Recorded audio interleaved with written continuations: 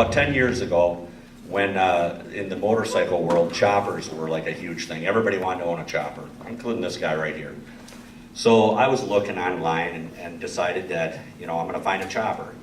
So I had a friend of mine call me and say, hey, there's this guy in New York that's got this chopper that he wants to sell, and you can buy it cheap. And it's like, you should call this guy and look at these pictures and go check this out. So I did.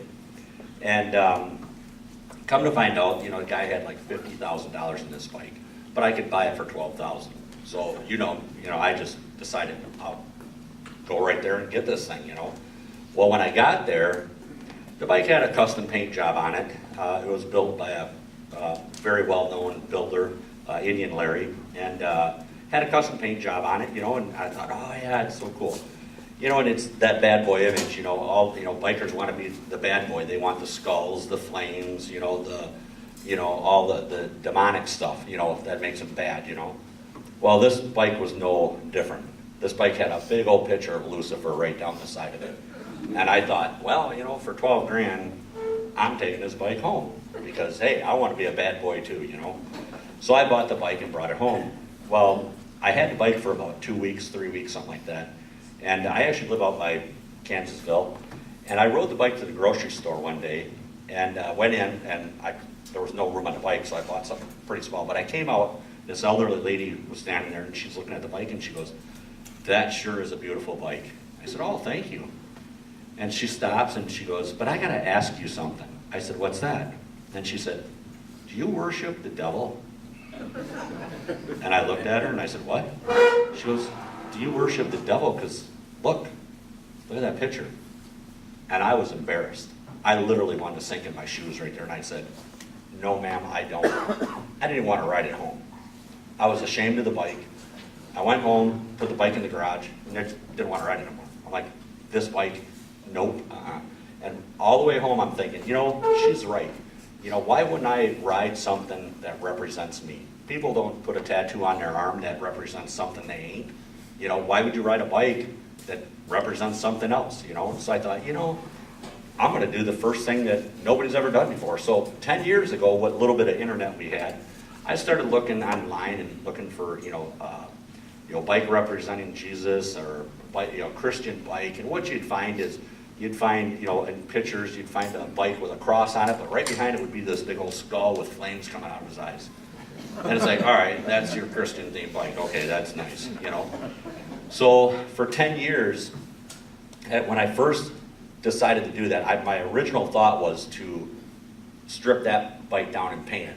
And my original thought was to do it just like the Sistine Chapel. I was going to have it all painted up in marble and do some of Michelangelo's work, creation of Adam down the bike and, make it a Christian themed bike. So the bike sat in the garage, and one day I get a phone call, and this guy says, hey, I heard you ain't riding that bike. And I said, I ain't riding it, no. And he said, well, I want to buy it, garage. So I sold the bike. She ended up acquiring this bike, this 2011. I started thinking about it. I thought, I think now's the time to start thinking about this Christian-themed bike that I want to put together, and how I'm going to do it. So I started kind of looking at what my options were. When I Google again and started looking at images of Christian-themed bike, nothing. I mean, all this satanic, a cross here and a cross there, and just nothing really, really great about it. So I knew I wanted to do the creation of Adam thing down the side, and that was my original thought. But as I realized I got a street glide now and not a chopper, I got a lot more canvas to work with. I got to come up with way more images than just creation of Adam and some stuff, coming down the side of it. And I wanted to tell the story. Well, I thought, hey, it's the greatest story ever told, the crucifixion, the resurrection. Why not use that, So started on looking at wheels and different things and realized that nobody makes this stuff. Nobody's going to make you a cross or a floorboard. Nobody's going to make you a wheel that looks like crosses. So it was phone calls of calling these guys and saying, how can I get this done? And they're like, you got to talk to a CNC guy, so we started on all that. Well, then it came down to the artwork, and I knew what I wanted. I knew it was in my head. I wanted to do the story of the crucifixion and resurrection. And so I actually put a post out on Facebook. I'm looking for an artist that can portray on paper things that are in my head. So I got a few responses, but there was just one that just stood out, and I went, yep, I think that's the person. So girl from Lake Geneva. We got together and started talking, and she would draw an image, and I'd be like, nope, that's not it. And then she'd draw another image, and I kept telling her. And this is, this is, I think, what Father was talking about, being a fisherman. I kept telling her, that yes, this is a Christian-themed bike, but you got to remember one thing. I can get any Christian to look at that motorcycle any day of the week, but I got to get bikers to look at that bike. I got to have hardcore thug guys that wouldn't give Jesus the time of day to walk over and go, whoa. And if for 2 seconds I can plant a seed and go, hey, let's talk about Jesus for a minute. That's what the bike does. So I told her, I said, the bike has got to be more sexy. So she would draw. I'll kind of start in the front. So in the front of the bike, the first image is an image of, you see Mary crying on the fender, and then right above that you see Jesus looking up. The next piece on the fairing, I wanted to depict the sins of the people. And now that piece of artwork was actually the last piece that was actually thought of, designed, and it actually didn't even happen until the rest of the bike was almost in paint. And the painters called me up going, Tim, I need that other artwork.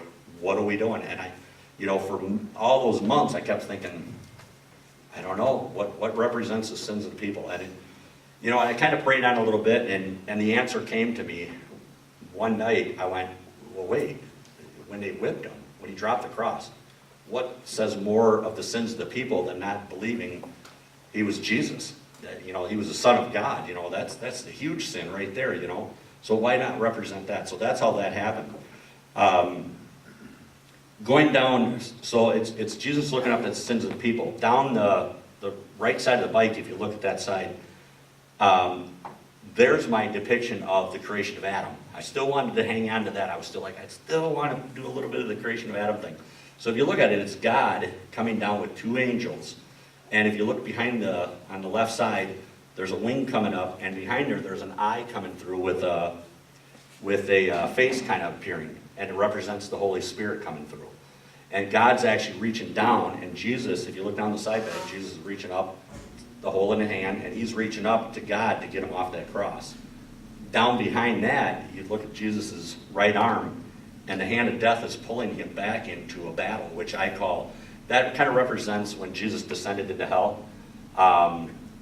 He had to go get, my understanding is he had to, go get Moses and all the people before him that were promised heaven, once the gates of heaven opened up. And then as you go around the back, it's the resurrection. It's the Father, Son, and again, if you look at the very bottom of the bike, you'll see the Holy Spirit again. But this time his eyes are kind of closed and relaxed down in the bottom end. The other side of the bike, if you walk around on the tank, it's when they're pulling Jesus off the cross. Mary's sitting there waiting, and crying, and then you go down, the Lord's Prayer is down on a tablet in the side cover, and then another battle of what I call the battle of, when he descended, good and evil, and then back into the resurrection part of it. There's a lot of little things as you go around the bike. I was pointing out some people, the mother of pearl and the handlebars with the gold crosses represents the mother. If you look into the windshield, there's where an angel's opening up the gates of heaven. I tried to not believe anything untold, unsaid. The seat represents, if you look at the seat, there's a cross, represents Jesus with, there's 6 stars on each side of it, represents 12 apostles going through the seat. I kept telling the artist, you got to make this thing kind of sexy looking, because I need bikers to look at this bike, because that's where it wants to be at, The bike's definitely done its job as far as what I thought it would do, and even my son, my son never really, I've taken him to church a few times when he was a kid, and he's a typical kid, he just doesn't want to be there and has better things to do. But what was really cool was when I was building the bike, he was the first one to go, oh God, are you kidding me? This really, you're gonna build a Jesus bike? I went, yeah, I am. So I didn't really, my wife didn't see it till the day it was done. I was in a garage that hardly nobody ever got to see it during the process of it, and my son didn't hardly see it. But the day that the doors opened and the bike came out, my son was like, oh my God. Well, within a couple days, I catch him watching The Passion of the Christ. Because now he wants to learn. Now he's like, how's this story go? And it was kind of interesting. He's taken the bike out on trips. The bike was more or less built for awareness. Like I said, to get bikers or somebody that don't believe in Jesus or even know Jesus for 2 seconds to basically, think about him and go, wow, this is really cool, that he would bring this out here, My son came home one day, he took the bike out on a ride, and he came home one day and he walked in the house, he goes, Dad, you ain't gonna believe what happened today. I said, what's that? He goes, the coolest thing. He goes, we went up to Waukesha, a bunch of us went riding and we stopped off at this bar downtown and we walked in and somebody came over and they said, hey, there's some guy out there sitting next to Risen. You should go check this out, because he don't look good, So Dallas decided, well, I'm gonna walk out there and see who's messing with the bike, So Dallas walks out there and here's this guy, hand over his head, sitting on a curb, and Dallas realizes the guy's crying. So Dallas looks at him and he goes, are you all right? The guy goes, yeah, I'm okay. He said, but you see that guy right there? And he pointed at the Jesus, on the cross. He said, that guy's talking to me. And Dallas thought, really? So Dallas started talking to him, and as the guy had tears in his eyes, and the guy told Dallas, he said, he said, you can tell I'm a junkie. He said, but I've been straight now for 9 days. He said, and today, I came down here because I couldn't take it no more. I needed to get my fix today. And he said, you know what? I walked around the corner, and right there, he goes, I'm going home clean and sober again today. He goes, because that guy right there told me to stop. And Dallas said, Dad, it was the coolest thing I ever seen in my life. He said, that guy was going to use again today, but because Risen was sitting right there, stopped him. I told him, I said, Dallas, that's what that bike does. That's what it does for people. We ride it. Some people had asked, why? I can't believe you ride this bike. We ride it because it is about awareness, and the more we get it out to show people, the more people, respect it. I've had, I was telling some folks upstairs, the vice president of the Milwaukee Outlaws went into a club one day on a ride, and a bunch of outlaws were there, walked in and walked back out, and they're all standing around and taking pictures. And somebody said, whose bike is this? And they all pointed at me, and the VP of the Milwaukee Outlaws walked up to me and he goes, hey, he said, can I give you a hug? And I was like, yeah, sure, But he grabbed a hold of me and he said, you know what? He said, I want to thank you for having the nerve to bring this thing here. I looked at him, I said, what's that supposed to mean? He goes, do you realize what you're doing here? He goes, you realize what my guys, I don't know, and he goes, but I got to tell you something. He says, my guys need to see this. My guys need a little bit of this in their life. And he goes, you bringing this bike here does exactly that. And he goes, and thank you for showing it to my guys. And I was amazed how many times bikers, and they're bad guys, but how many guys are telling me the story. They'll look around the bike and I'll say, well, the story goes like this. And they'll go, no, let me tell you the story. I've had full-grown men cry looking at that bike. It does exactly what it's supposed to do. So that's kind of why I built it. That's how it got built. Going back to, everybody said, who's the artist? Who's the artist that did this? All right, so I designed the artwork. So I was telling Father Russ that when I actually physically got to start to build this bike, I'm not made of money. I don't have a lot of money. I own American Muffler in Burlington, and we pretty much, my son works for me, my brother works for me, it's me, I got one other employee. We live life decent. We're not eating lobster every night, but we have a good life, and I'm happy with that, So when I decided to build that bike, it was kind of like, I'm adding the wheel, the front wheel, it's $3,000 to have it custom built, this is that. And before I know it, it's like, oh boy, $10,000 for that, and where is all this money gonna come from, So I said, you know what, I'm just gonna do it.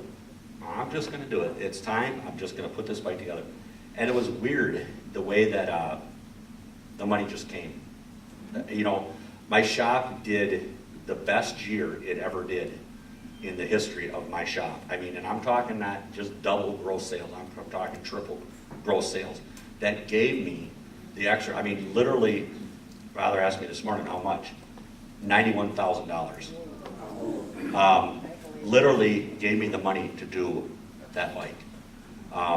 It was strange, you know, the paint job. Going through that, so I get the artist, you know, after about 3 months into building this bike, when I really was serious about this is going to happen, I tell everybody that bike started breathing life on its own. It was kind of like, it's hard to explain how the money just came and things just happened the way they were supposed to be. I get all the artwork done, and I've known this painter up in Franksville, Wisconsin for years. Great painter. The guy is very, very good. So I go to the painter, and I said to him, I said, hey, I've got this bike that needs to be painted. Can you handle it? He's like, oh yeah. He goes, you got your artwork? I said, absolutely, I got my artwork. So I gave him all the artwork. Well, 1 month went by. This was actually February 14th. That particular year too, I had a heart attack, and I know it was, I got out of the hospital, and the next day I was taking my parts to him to get them painted. So February rolled around, nothing. March rolls around, April rolls around, nothing. Go call him up, are you painting my bike yet? Well, I just haven't had time to start on it. So by April, I'm thinking, well, you know, the bike blessing's coming up. I'd really like to have that bike for the bike blessing, you know? So I kind of put the heat on him a little bit and said, hey, you need to start working on this thing. So he finally got the base coat done, and he started on the artwork on the front fairing. And I went up there, and he was working on, like, interesting, you know? Well, he finally calls me up, and this was Memorial Day weekend, so the end of May. Calls me up that week, and he says, hey, Tim, I got your fairing done finally. Why don't you come and look at it? Now, here's a bike that I got depicted. It's supposed to be a black and white theme. It's black and white, no colors. And I go up there, and this bike has blue and brown and green and all kinds of weird colors in it. And I'm like, what is this? And he goes, well, a crown of thorns ain't gray. They're brown, and here's some leafy stuff that goes with it. And I'm like, yeah, no. I'm like, have you ever seen a black and white photo? This is kind of what this is supposed to be, a black and white photo. So he's like, well, I don't know how you're going to do this, you know? So he's like, but I'll get started. So you can imagine when I drove out of there, I was just disgusted. I mean, absolutely disgusted. Well, let me go back to 2 days prior to that. 2 days prior to that, a friend of mine, a customer at my shop who I know, acquaintance, I'm working in my shop, I'm busy, and he walks in one day, he goes, hey Tim, did you ever get your bike painted? I'm like, yeah, it's getting done, don't worry about it. Well, here, hey, I gotta tell you something. I met this guy, I went to Eau Claire, Wisconsin this last weekend to a rock concert, and I'm in the middle of this concert, and this guy walks up and he goes, hey, do you know anybody that needs a custom bike painted? And he's like, what? And he goes, so I'm like, huh? And he goes, yeah, you gotta check this guy out. This guy is an awesome artist. You know, this guy's really good. Check him out. And he goes, so I got this guy's card. And he's like, here, I want to stop by and give it to you. And I thought, wow, all right, whatever. You know, I threw it in my pocket. 3 hours later, I threw it onto my desk at the shop. Didn't think twice about it. But as I was driving out of the painter's house, so disgusted, going, the idea is done. This is over with. The bike is going to be white. I'm not putting any artwork on it until I can find the artist, and I guess it just ain't going to happen. So on the way home, I remembered, I thought, that's right. That guy in Eau Claire. I'm going to go back to the shop. So I went back to the shop, Googled him up, looked at some of his artwork, and I went, wow, this guy's pretty good. I mean, he's pretty talented, you know, he's got a lot of nice stuff. But again, everything he's got is the Day of the Dead, it's skulls, Grim Reapers, and this and that, blah, blah, blah. So I pick up the phone, I call this guy's number, and he answers. And I said to him, I said, hey, I'm interested in having you custom paint a bike for me. I said, I've been online, I see you're pretty good. He goes, you know what, I'm 2 years out from even starting another bike. He goes, I just can't. And I said, all right. I said, well, let me tell you this. I said, it would be a bike. I said, I'm pretty sure by now you're probably sick of painting skulls and Grim Reapers and flames and stuff like that. He goes, yeah. He goes, why, what do you got? I said, I got something you ain't never going to ever painted before. Probably never will again. And he goes, really, what? I said, you ever do a Christian-themed bike? And he goes, what do you mean? And I said, well, let me tell you a little story. So I started going through it with him and depicting through the pictures a little bit. And he stopped me and he goes, hey, he goes, you got any pictures, the artwork done on this stuff? And I said, yeah. And he goes, send them to me while we're talking. So I sent them to him and we're talking a little bit. He goes, why are you doing this? So I told him the story about the chopper. I said, I just feel like I want to, I don't have to be the bad boy image. I want to write something that's going to represent me. So all of a sudden you could tell when he got the pictures because he kind of stopped and he just, there was silence, you know? And pretty soon he's like, so were you thinking, like, the image of the angels, like this creation of Adam thing going down? What are you thinking? I said, well, gas tank with Jesus reaching up, you know, into a battle, you know? And so he stopped for a little bit and he goes, He goes, when can you have the parts here? I said, what do you mean? I thought you were 2 years behind. He goes, my question is, when can you have the parts here? This was like Tuesday or Wednesday. I said, I can have them there Friday morning. He goes, get your parts here. He goes, your bike is going in front of everybody else. He goes, I have to do your bike. I said, really? He said, yes. He goes, I am a Christian, and you know what? I owe this. God gave me my talent, and I owe this to him to do this bike. He goes, I want to be a part of your bike. So I did. I took it up there, and there was a lot of other guys that were pretty upset with him over the next 8 weeks. Because he spent 8 weeks. It was 240 hours he had in that paint job. But as we went, I was on the phone with him daily, and we were just, you know, making the creations of what was going on there and stuff. But, you know, it's strange that, so as Luke was painting the bike in the shop, you know, he going to church on Sundays, and he was talking to people about and he said in the final days, in the final week of that bike being painted, he said, Tim, after church, he said, the whole church was showing up at the shop looking at the parts, going, oh my God, this is amazing. But even for him, and you can see it in his artwork, if you look at the previous bikes before Risen was done, he told me flat out, he goes, I'm going to tell you something. He said, I've never, ever, he goes, you can see some of my artwork, he goes, I've never been able to do human faces or people like I did on that bike. He goes, it almost was like I wasn't painting it. He goes, he goes, the inspiration was so, and he goes, it wasn't like I do a facial feature and then erase it. He goes, I just follow my hand, and he goes, it was there, and when I came out, he goes, even my guys in the shop are like, wow, you did that? And he's like, I know now I have the ability to do that artwork. He goes, even I'm kind of blown away by it, you know? So we talked about it quite a bit, you know, the inspiration and all the stuff that happened with me, the money showing up, right down to the artwork. But how crazy is it that for all those months, I couldn't get the artist to even budge on my artwork. And it took all them months, and then all of a sudden frustration, and all of a sudden, out of the blue, a guy in a rock concert gives a guy a card who shows up on my doorstep and says, I know a guy. And this is the kid that puts that artwork on that bike. Like I said, I mean, it's almost like it was, the bike started breathing its own life, you know, and the way things started coming together. I mean, even the gauge, if you look at the gauges are done up with the angels in the gauges. Do you know I found that guy so easily online that did that work? And I've had a ton of guys call me and go, hey, who's the guy that did your gauges? And I'm like, you know, I don't have his number no more, I lost it. And you know, we can't find that guy no more. We don't even know where he exists. I've never been able to find that guy that can do the gauges again. Because even my son goes, Dad, I want to have my gauges done. I'm like, I think the guy disappeared. I don't know who did it. You know, I don't even have an address for the guy no more. You know, they showed up I sent them out, they showed up in a box. Just little stuff like that. The mother of pearl and the handle grips. All the little stuff that people were at first, the CNC stuff that people went, I can't do that. And then all of a sudden they went, well, wait. Yeah, I want to be a part of this. You know, I want to be a part of this. You know, if you look at the head plates, you know, where the motor is on the head, a guy out of the blue called me up and he goes, hey, I want to be a part of this. He said, I'm going to build you some head plates. And that's where if you look, the verses for John 3:16 are engraved into the heads up on the top. That was a guy out of Iowa that said, I want to have something to do with that bike.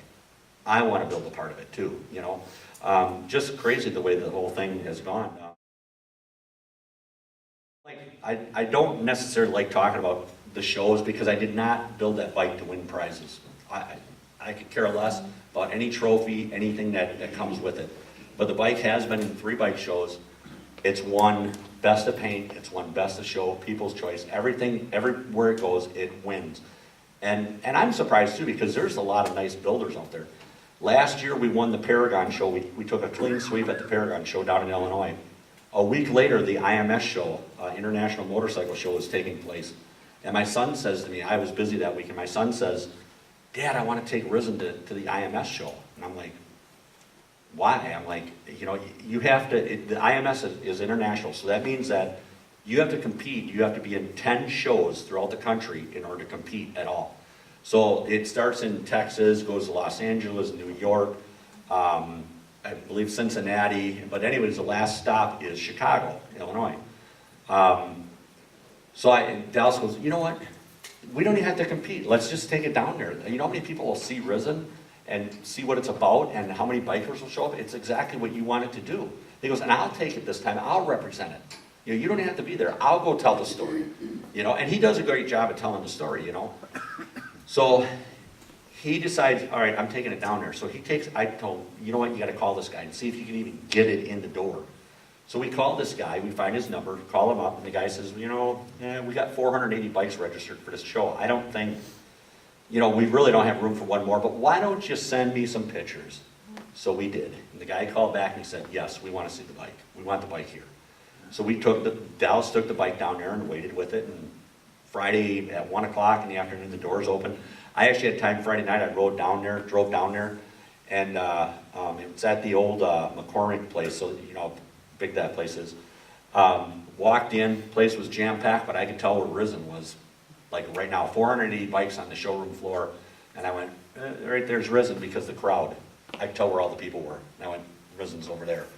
So I walked over there, and sure enough, you know, kind of worked my way into the crowd, and Dallas was like, hey, you want to help us for a little bit? Because we were walking people around the bike, showing them the story. They had questions and stuff. So we had a lot of big-time photographers, magazines coming up, shooting pictures and this and that. So we just expected that, hey, it's just at the show for recognition, you know. Well, Saturday morning, what we didn't realize was, on Saturday morning, now Chicago was the last stop. Saturday morning, they took the top 40 bikes from all 10 shows, and they put it on what they called the red carpet. Those were the bikes that were going to compete for first, second, third place in different categories. Saturday morning, about 10 o'clock, my phone rings, and it's Dallas. And he says, Dad, they just put Risen on the red carpet. I said, how? We didn't go to 9 other shows. And he goes, I don't know.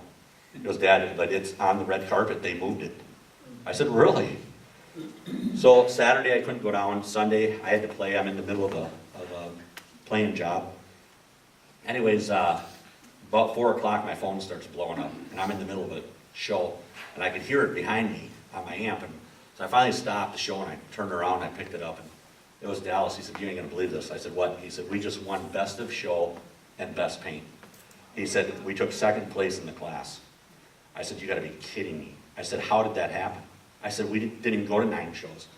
The guy told them that Chicago on Friday, Saturday, Sunday, Chicago had like 138,000 people walked through that door. Risen had 91,000 votes for it. More than anybody else in the whole competition. You know, so what's really cool for me is the fact that right then and there I knew that that bike, what it was supposed to do was awareness and people, because you know, it's a beautiful bike, no doubt about it. I can show you a lot of beautiful bikes, but I believe that because it's Risen and because it's Jesus and because it's the greatest story ever told, I believe that that's why that bike did what it did, because people stood up and went, you know what? Because in today's society, let's face it, you go on Facebook and you put something up about Jesus, what do you get, 1 or 2 likes? You know, a lot of people just surf right past it and they go, oh, I'm not going to admit that, you know. But you let some kid, you know, doing something stupid, and he's going to get 300 likes on it, you know, or blow up YouTube with it, you know.